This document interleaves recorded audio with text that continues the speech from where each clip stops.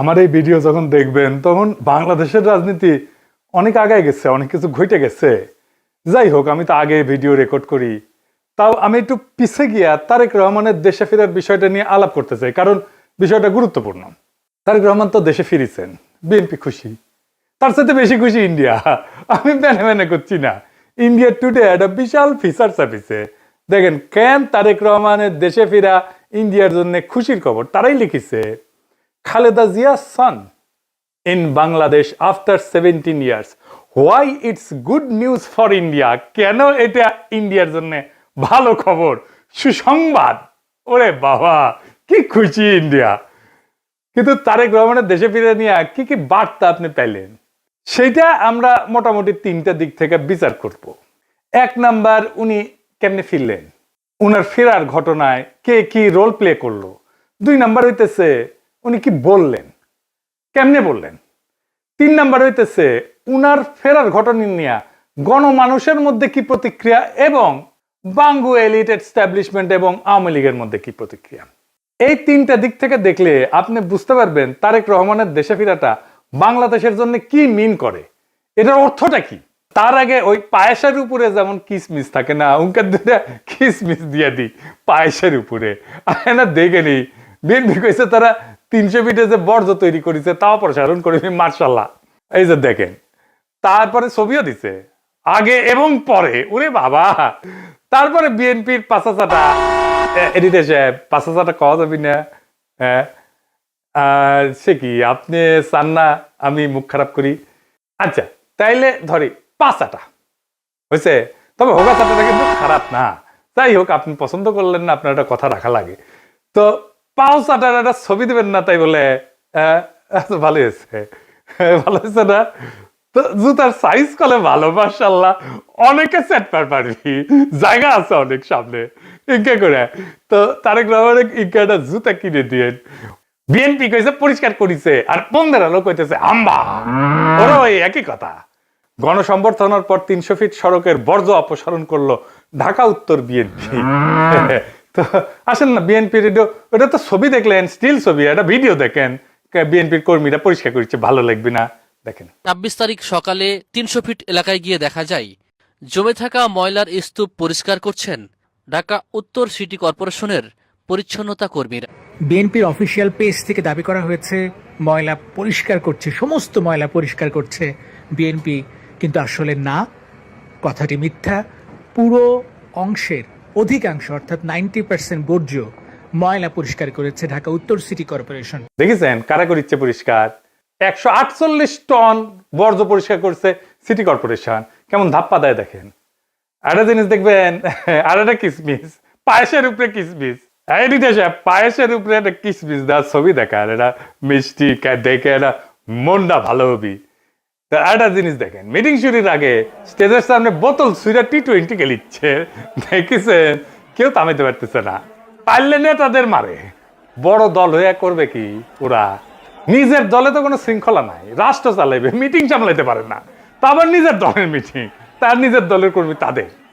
তো যাই হোক, আলোচনায় আসি। প্রথম পয়েন্ট, তারেক রহমান ফেরার ঘটনায় কে কি রোল প্লে করলো।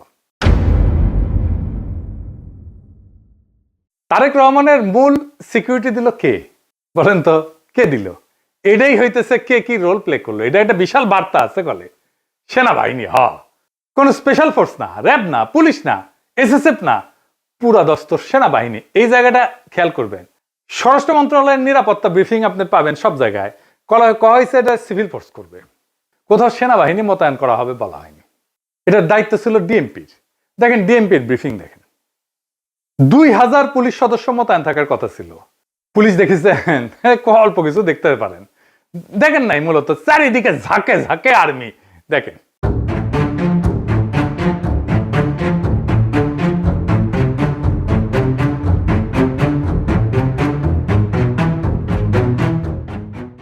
বাংলাদেশে কেউ কখনো এরকম নজিরবিহীন নিরাপত্তা পায় নাই, বাংলাদেশের ইতিহাসে পায় নাই, কোন রাষ্ট্রপ্রধান পায় নাই।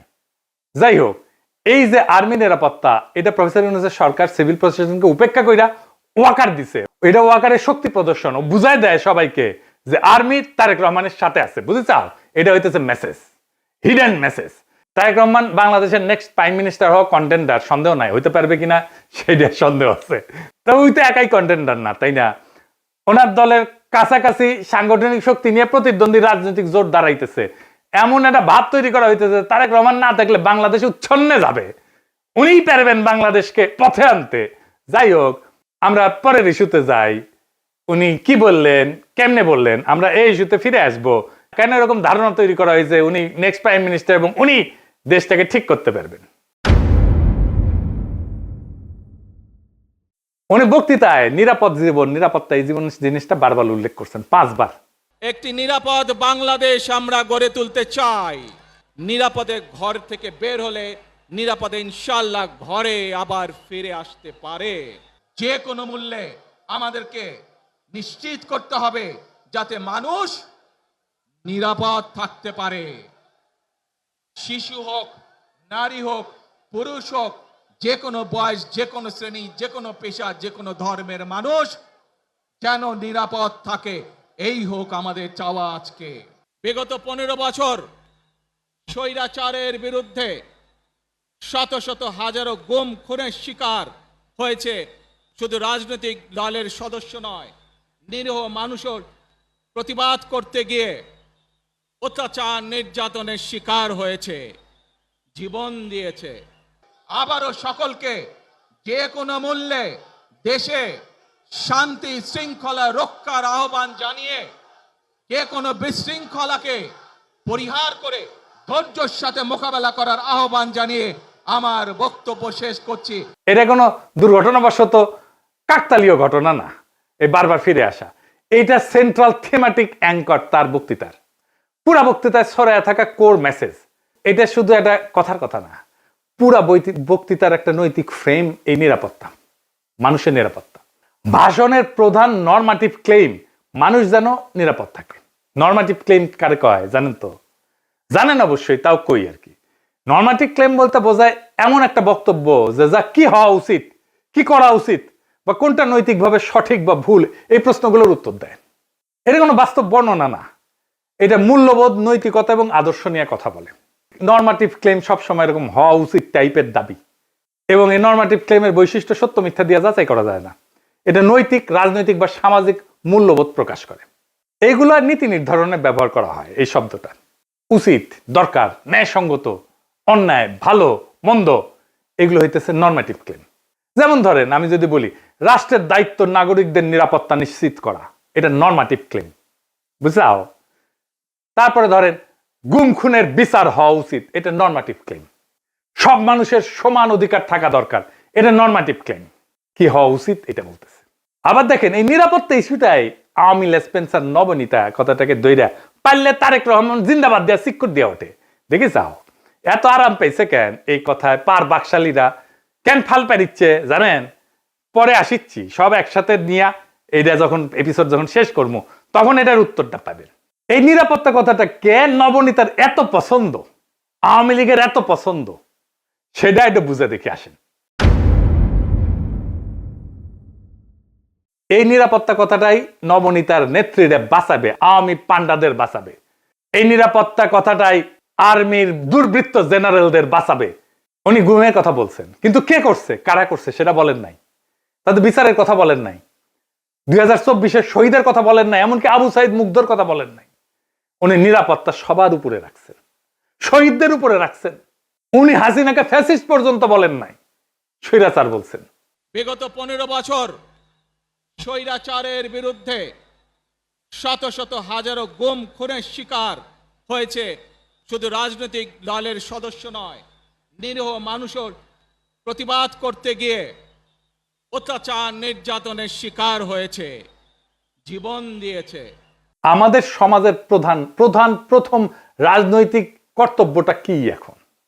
দুইটা জিনিস তো, একটা হাসিনার অপরাধের বিচার, হাসিনার প্রশাসনের অপরাধের বিচার, নাম্বার 2 রাষ্ট্রের সংস্কার, তাই তো? আর তো কিছু না। কিন্তু উনি দুইটার কোনোটাও টাচ করলেন না। উনি নিরাপত্তা, মানুষের নিরাপদ জীবন দিয়ে ন্যায় বিচার, সংস্কার সবকিছু উড়াই দিলেন। তো তাইলে এই ভাষণ আমাদেরকে কোথায় নিয়ে যাচ্ছে? আমাদের এখন একটা সোজা প্রশ্ন তুলতে হবে যে রাজনৈতিক ভাষণের নিরাপত্তা যখন প্রধান ফ্রেম হয়ে ওঠে তখন ন্যায় বিচার কোথায় যায়, সংস্কার কোথায় যায়? এই প্রশ্নটা বুঝতে হইলে আগে একটা পার্থক্য বুঝতে হবে। আসেন সেটা বুঝে দেখি। ন্যায় বিচার ফ্রেম ন্যায় বিচারের প্রশ্ন তোলে, কে অপরাধ করছে, কার দায়, কার শাস্তি, কি শাস্তি, কোন আদালতে, এইগুলো কেন্দ্রে থাকে, মানে অ্যাকাউন্টেবিলিটি। আর নিরাপত্তা ফ্রেমে এটাতে কি থাকে? এইদিকে লেখেন, মানুষ যেন ভয় না পায়, সংঘাত না হোক, আর কোনো ঝামেলা না হোক, স্থিতিশীলতা আসুক, সবাই নিরাপদ থাকুক, এটার কেন্দ্রে থাকে স্ট্যাবিলিটি। এই তারেক রহমানের বক্তৃতায় নিরাপত্তা ফ্রেমটা ন্যায় বিচার ফ্রেমের উপরে বসানো হয়েছে, সবার উপরে। কিভাবে? গুম খুন বলা হয়েছে, কিন্তু বলা হয়নি কে করছে, কোন বাহিনী করছে, কিভাবে বিচার হবে, কিন্তু বলা হচ্ছে যে কোনো মূল্যে যেন মানুষ নিরাপদ থাকে।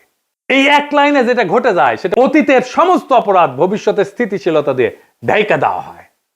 বিচারের বদলে স্ট্যাবিলিটি, জাস্টিসের বদলে শান্তি, এটাই জাস্টিস, ন্যায় বিচার, বিচারকে ডিনাই করার কৌশল।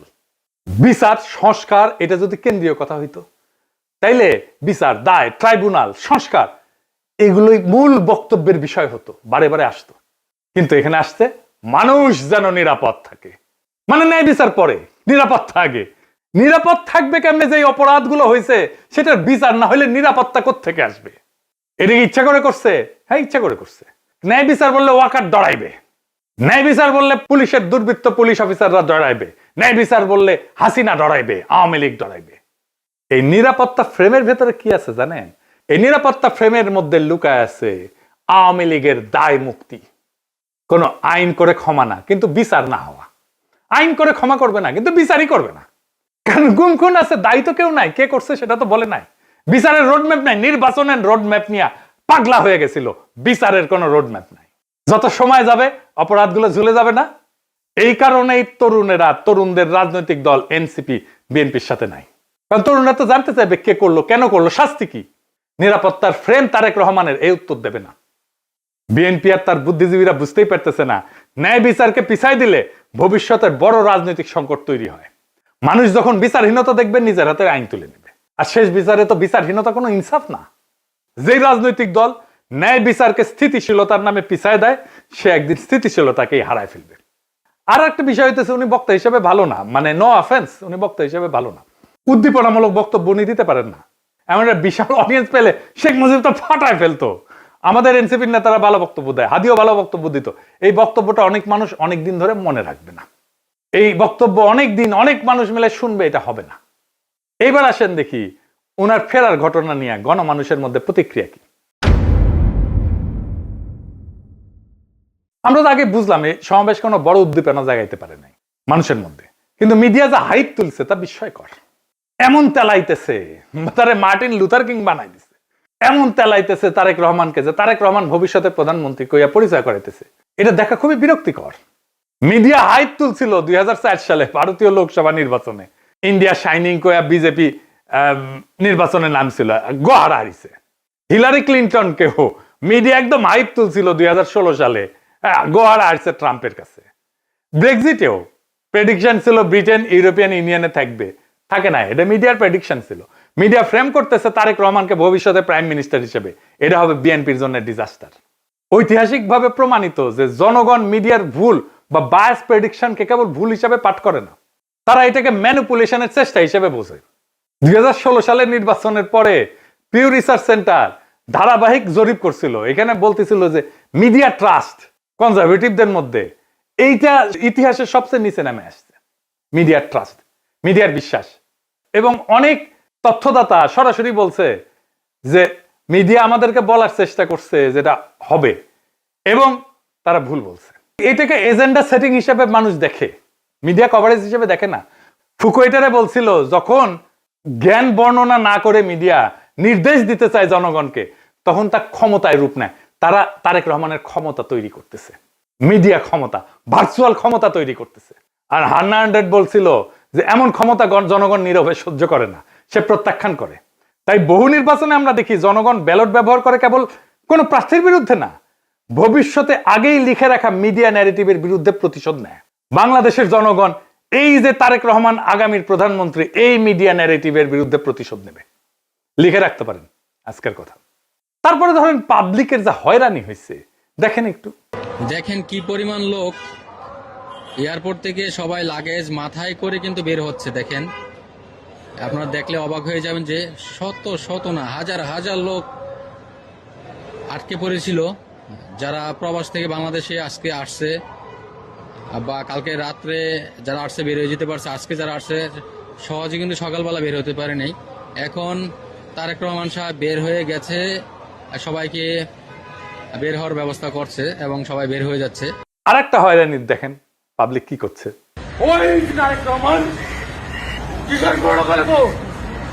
আপনি এগের যাত্রী কয়টা বাজছেন এখানে? আপনার অনুভূতি কি? মানে এই যে 2টা বাজে আসছেন, এখন 6টা বাজে। খারাপ লাগছে, মনে হচ্ছে লোকটারে পায়ে জুতা দিতে পারতাম। খুবই কান্না পাচ্ছে, খুবই কি বলবো, ভাষায় প্রকাশ করতে পারতেছি না। একদিকে তো অসুস্থ লোক আসছিলকে দেশের বাড়ি চিকিৎসা করার জন্য, তারপরে এই পরিস্থিতি, দুঃখ লাগতেছে যে আমরা আইছি বাইরে থেকে, আজকে শখ করে একটা গাড়ি নিয়ে আসছে আর এই গাড়ি আমার এয়ারপোর্টের মধ্যে ঢুকতে দিল না। আমি এইভাবে ঠেলিয়ে ঠেলে নিতেছি, এতে তো আমার কাছে ওইটাই মনে হয় যে আমরা মনে হয় যে অপরাধী করছি। তারেক রহমানকে যে বাংলাদেশের ত্রাতা হিসেবে দেখানো হইতেছে, বাঙ্গু সুশীলদের শিরোমণি মতিউর রহমান কইছে যে দেশে রাজনৈতিক শূন্যতা চলতেছে, তারেক রহমান আরো আগে আসলে ভালো হইতো, মানে এই শূন্যতা কাটতো। শুনেন, আমি ব্যক্তিগতভাবে এটা মনে করি যে দেশে একটা রাজনৈতিক শূন্যতা রয়েছে, চলছে, এটা একটা বিপজ্জনক। আমি সবসময় ভাবতাম বা এখনও মনে করি যে বিএনপির ভারপ্রাপ্ত চেয়ারম্যানের আর একটু আগে, বেশ একটু আগে যদি আসতে পারতেন, তাহলে এক্ষেত্রে হয়তো বিএনপি এবং দেশের মধ্যে একটা ভালো সুবিধাজনক অবস্থা তৈরি হতে পারত। তাকে বাংলাদেশের রাজনীতিতে অপরিহার্য প্রতীকে পরিণত করা হয়েছে। তারেক রহমানের রাজনৈতিক শক্তি যেদিন থেকে তারেক রহমানকে রাজনীতিতে অপরিহার্য প্রতীকে পরিণত করা হয়েছে, তারেক রহমানের রাজনৈতিক শক্তি সেদিনই শূন্য হয়ে গেছে। তারেক রহমানকে ছাড়া বিপ্লব হইল না একটা, ওনাকে ছাড়া তো, ওনাকে ছাড়া দেশ বাঁচবে না, রাষ্ট্র বাঁচবে না, এটা একটা কথা। জনগণের কোনো এজেন্সি নাই, যে নেতাকে অপরিহার্য বানানো হয় সে আর কোনো রাজনৈতিক অ্যাক্টর থাকে না, সে পরিণত হয় একটা স্থির মূর্তিতে যাকে সবাই রক্ষা করে কিন্তু কেউ চালাইতে চায় না। কারণ রাজনৈতিক অ্যাক্টর হওয়ার মানে হইল সিদ্ধান্ত নেওয়া, আর অপরিহার্য হওয়ার মানে হইল সিদ্ধান্ত এড়ায় যাওয়া। সিদ্ধান্ত মানেই ঝুঁকি, আর ঝুঁকি মানেই প্রতীকের ক্ষয়। তাই সেই নেতার চারপাশে এমন এক সুরক্ষা বলয় তৈরি করা হয় যেখানে প্রত্যেকটা সম্ভাব্য সিদ্ধান্ত আগে আটকায় যায়। সে কথা বলে সাবধানে, নড়ে অনুমতি নিয়া, কার্যত উন্নতের সিদ্ধান্তের বাহক হইয়া ওঠে। আর সে ব্যর্থতার দায় নিতে পারে না, কারণ দায় নেওয়া মানেই তো মানুষের কাতারে নামায় না, সেই প্রতীক ভেঙে যাওয়া, যে অপরিহার্য ফ্রেম তৈরি করা হয়েছে, এই ন্যারেটিভ ভেঙে যায়। ফলে রাজনীতি ব্যক্তির হাত ধরে আগায় না, ওই ব্যক্তিকে ঘিরে জমে থাকে, জমাট হইয়া থাকে। তারেক রহমান কোনো সিদ্ধান্ত নিতে পারতেছে না, আমি দেখাই দেবো সিদ্ধান্ত নিতে পারতেছে না, ওটা আমি দেখাই দেবো এই কয়েকদিনের মধ্যেই। এই অবস্থায় নেতার উপস্থিতি শক্তির চিহ্ন না, বরং স্থবিরতার প্রমাণ। অপরিহার্য নেতা মানে শক্তিশালী নেতা না, অপরিহার্য নেতা মানে এমন একজন যাকে ব্যবহার করা যায় না, শুধু পাহারা দেওয়া যায়। তাই দেখতেছেন না, খালি পাহারা আর পাহারা, নজিরবিহীন পাহারা। এত পাহারা বাংলাদেশের ইতিহাসে কেউ পায় নাই। উনি কিচ্ছু করতে পারবেন না, রাজনীতি তো দূর কি বাদ, কিছুই করতে পারবেন না। আর বড় দল কিন্তু চিপসের প্যাকেটের মতো বেশিরভাগই বাতাস, মিচিয়ানা চিপস। দলের প্রধান নেতা আসবে, মির্জা ফখরুল বলল তারেক রহমান যেদিন আসবে সেদিন দেশ যেন কাঁপে ওঠে, কাঁপুনি দেবে। আমি আপনাদেরকে জানাতে চাই, নেতা যেদিন আমাদের আসবেন, যেদিন বাংলাদেশে পা দেবেন, সেদিন যেন সমগ্র বাংলাদেশ কেঁপে উঠে। বন্ধুগণ, এই কাপাকাপি করতে গিয়া একটা প্রোগ্রাম নিছে, পঙ্গু হাসপাতালে আহত জুলাই যোদ্ধাদের দেখতে যাবে তারেক রহমান। আসার পরে দেখা গেল পঙ্গু হাসপাতালে জুলাই যোদ্ধা নাই, একজনও নাই।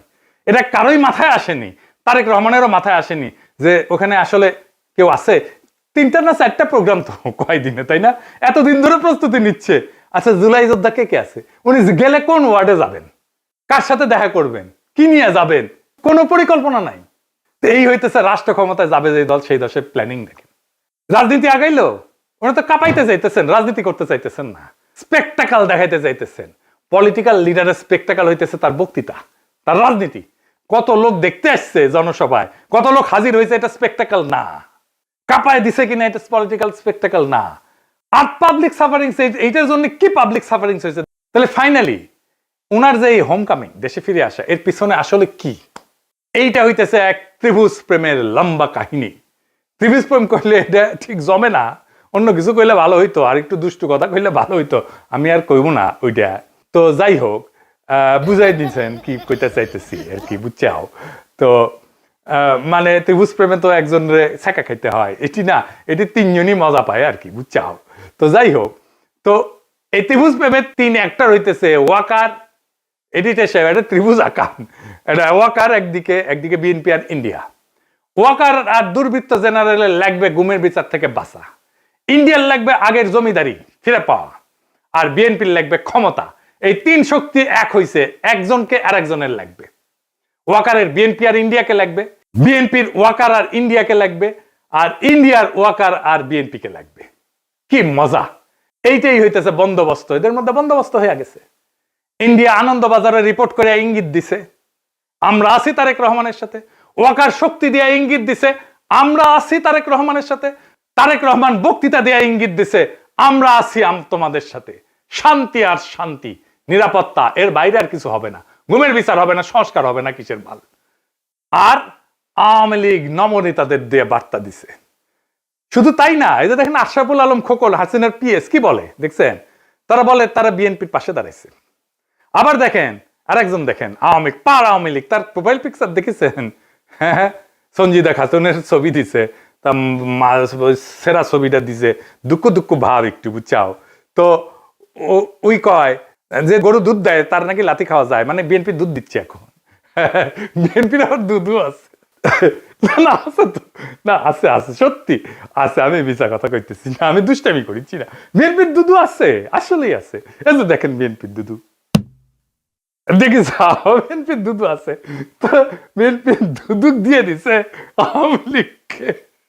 যাই হোক, আপনি কিছুদিন পরে দেখবেন পার নাস্তিক গুলা দাঁড়াইতেছে বিএনপির পাশে এবং তারা বলতেছে আমরা বিএনপিকে ভোট দিব। আমি দেখাই দিব, বলতেছে তারা পার নাস্তিক, যাদেরকে ঘৃণা করেন আপনারা। বিএনপিকে ক্ষমতা আনার জন্য এই সবগুলো শক্তি এক হয়েছে। কেন্দ্র দখল করবে, প্রশাসনকে কাজে লাগায়, পুলিশকে কাজে লাগায়, গুন্ডা আর হুন্ডা দিয়ে নির্বাচন হবে, আর্মি বসে থাকবে, অথবা আর্মিও পিটাবে পাবলিককে, ব্যালট বাক্স লুট হবে। আওয়ামী লীগের পুরো সংগঠন বিএনপির জন্য কাজ করবে, টাকা আসবে, খালি টাকা আর টাকা, লুট করা টাকা ফেরত আসবে কিছু। নির্বাচন প্রচারণার জন্য এই 4 বান্ডেল দিলাম ব্যানার পিস্টন করার জন্য, আর এটি লাগাইবা শুধু মোটরসাইকেল বহরের জন্য। মোটরসাইকেল নিয়ে আসবা 7টা, ঠিক আছে, দেখে নিয়ে আসবা। আর এটি রাখো শুধু নির্বাচনের দিন চা সিগারেট খাওয়াইবা মানুষকে। আর এই 7-8 বান্ডেল যেটি আছে, সকালবেলা সীসা খাইবা, হ্যাঁ সীসা খাইবা বৈশা। আমি পাস করবো না, সমস্যা নেই। সেই টাকা বিএনপি নির্বাচনের জন্য কাজে লাগবে। এই জন্য খোদা বক্সকে সরাই দিছে প্রফেসর ইউনূসের সরকার। প্রশাসন, পুলিশ, জেনারেলরা মাথায় রাখেন, এই নির্বাচন আমাদের আজাদির নির্বাচন। সংসদের কাজ রাষ্ট্রে ইনসাফ কায়েম করা। আমার আগের ভিডিওটা দেখে নিয়েন, বিস্তারিত আলাপ করছি কিভাবে সংসদ আইন তৈরির মাধ্যমে সমাজের মাঝে থাকা ইনসাফের ধারণা রাষ্ট্রের আইনের মধ্যে ঢুকে দেয়। রাষ্ট্রকে ইনসাফমুখী করে তোলে সংসদ। এই ইনসাফের রাষ্ট্রই আমাদের আজাদির দিকে নিয়ে যায়। আমাদের প্রত্যেকটা ভোটকে আমাদের মাঠে রক্ষা করতে হবে। প্রশাসন যদি গণরায়কে ছিনায় নিতে চায়, তাহলে ভোট ডাকাতদের এইবার বিতাড়িত করব বাংলাদেশ থেকে। আর এইবার প্রশাসনের, পুলিশের কাউরে যদি পক্ষপাত করতে দেখা যায়, কোনো মাপ কিন্তু নাই। আগামী সরকার বিএনপির হবে না, প্রফেসর ইউনূসের সরকারের মতো ধ্বজভঙ্গ সরকারও হবে না। তাই খুব খেয়াল, ভোট রক্ষার লড়াইয়ের জন্য তৈরি হন। এইবার ভোট দিলেই হবে না, কেন্দ্র পাহারা দিতে হবে, প্রত্যেকটা ভোটকে আমাদের রক্ষা করতে হবে। আর এক নতুন ভোট আনার লড়াইয়ের জন্য তৈরি হন। ইনকিলাব জিন্দাবাদ।